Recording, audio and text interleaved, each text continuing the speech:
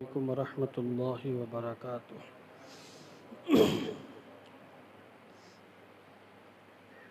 نحمده ونصلي ونسلم على رسوله الكريم إن الله وملائكته يصلون على النبي يا أيها الذين آمنوا صلوا عليه وسلموا تسليما اللهم صل على سيدنا شفيعنا حبيبنا مولانا محمد وبارك وسلم صلاة وسلاما عليك يا رسول الله صلی اللہ تعالی علیہ وسلم۔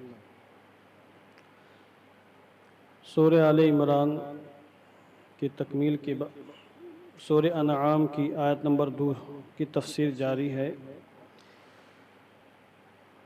اس آیت کریمہ میں اللہ تبارک و تعالی نے فرمایا هو الذی خلقکم من طین، وہی ہے جس نے تمہیں مٹی سے پیدا فرمایا۔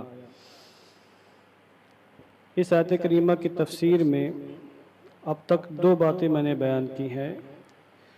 ایک، اس کا معنی یہ ہے کہ اللہ نے حضرت آدم علیہ السلام کو مٹی سے پیدا فرمایا، اور تمام انسان چونکہ حضرت آدم علیہ السلام کی اولاد ہیں، لہذا تمام انسانوں کے بارے میں اللہ نے فرمایا کہ اللہ ہی نے تمہیں مٹی سے پیدا فرمایا۔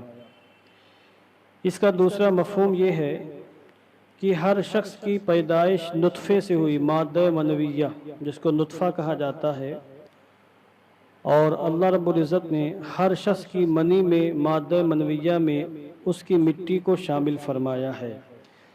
اور اس پر میں نے کل روایتیں پیش کی ہیں کہ من جانب اللہ ایک فرشتہ جو ماں کے رحم میں رہتا ہے، اس انسان کی مادہ منویہ میں مٹی کو ملاتا ہے۔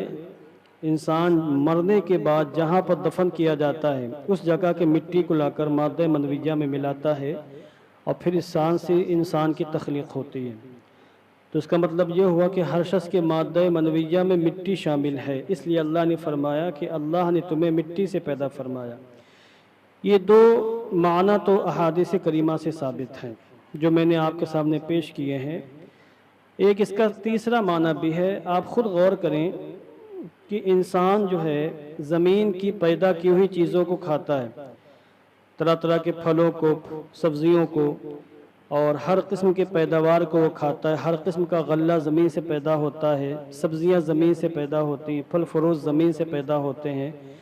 یہ ساری چیزیں زمین سے پیدا ہوتی ہیں، اور پھر انہی سے انسان کے اندر کی ساری چیزیں پیدا ہوتی ہیں۔ خون بھی انہی سے پیدا ہوتا ہے، اور مادہ منویہ بھی انہی چیزوں سے پیدا ہوتا ہے، اور پھر اسی مادے سے انسان کی پیدائش ہوئی۔ تو انسان کی پیدائش ہوئی منی سے، اور منی کی پیدائش ہوئی ان غذاؤں سے جو غذا زمین سے پیدا ہوئی ہیں، اور زمین مٹی پر مشتمل ہے، تو بالواسطہ انسان کی پیدائش مٹی سے ہوئی ہے۔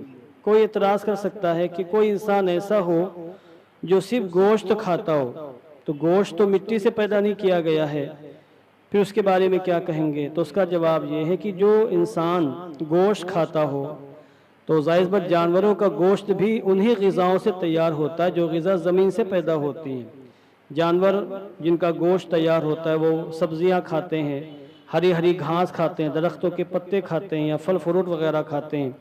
تو جانور کا گوشت بھی مٹی سے پیدا کی ہوئی غذا سے، مٹی سے پیدا کی ہوئی غلے سے، مٹی سے پیدا کی ہوئی سبزیوں سے اور ہریالیوں سے پیدا ہوتا ہے۔ اس لیے کوئی بھی انسان ہو، اس کا جو مادہ ہوگا، جس مادے سے انسان کی پیدائش ہوتی ہے، وہ مادہ زمین ہی سے پیدا کیا گیا ہے۔ اور جب ہر شخص کا مادہ زمین سے پیدا ہوا ہے تو اس لیے یہ کہنا بالکل صحیح ہے کہ اللہ نے انسان کو مٹی سے پیدا فرمایا۔ یہ 3 معانی اس آیت کریمہ کے ہیں۔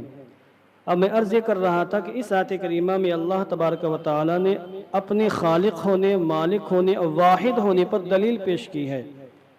کیسے دلیل پیش کی ہے؟ میں نے کہا تھا کہ یہ دنیا عالم کبیر ہے، بڑی کائنات، بڑی دنیا، بڑا عالم، اور خود انسان کا وجود یہ عالم صغیر ہے۔ تو جس طرح یہ عالم کبیر، یہ پوری کائنات اللہ کے خالق اور واحد ہونے پر دلیل ہے، اسی طرح یہ عالم صغیر، انسان کا پورا وجود، اس کی پوری باڈی، یہ بھی اللہ کے خالق، اس کے واحد ہونے کی بہت مضبوط دلیل ہے۔ مضبوط دلیل کیسے؟ اختصاراً یہ سمجھ لیں آپ کہ انسان کا جو پورا وجود ایک نظام پر چل رہا ہے۔ جب سے دنیا میں انسانوں کی پیدائش ہوئی، حضرت آدم علیہ السلام سے سلسلہ شروع ہوا اور آج تک ہزاروں سال گزر چکے ہیں، اور ان ہزاروں سال میں نہ جانے کتنے ارب انسان پیدا ہو چکے ہیں۔ آج بھی روئے زمین پر 6 ارب سے زیادہ انسانوں کی آبادی موجود ہے، اور قیامت آتے آتے نہ جانے کتنے کروڑ کتنے ارب انسان پیدا ہوں گے۔ ان سب کا ایک نظام حیات ہے، اسی ایک نظام پر پوری دنیا کے انسان چل رہے ہیں، بچ رہے ہیں۔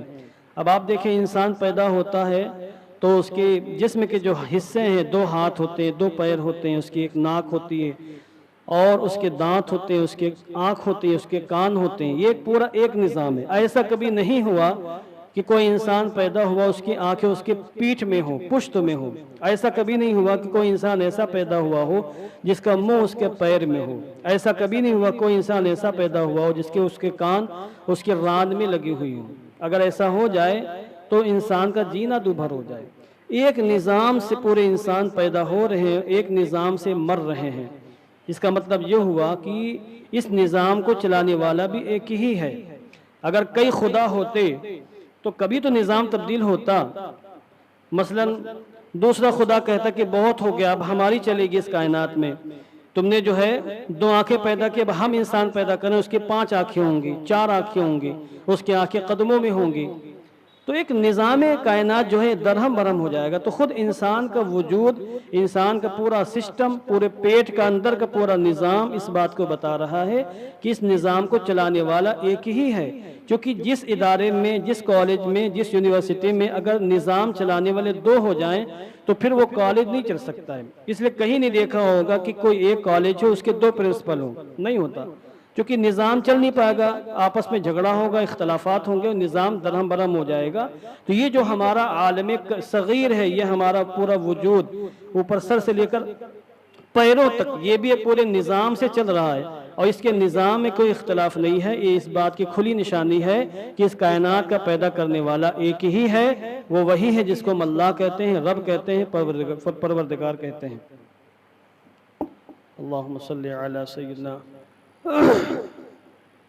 شفیعنا حبیبنا مولانا محمد وبارک وسلم۔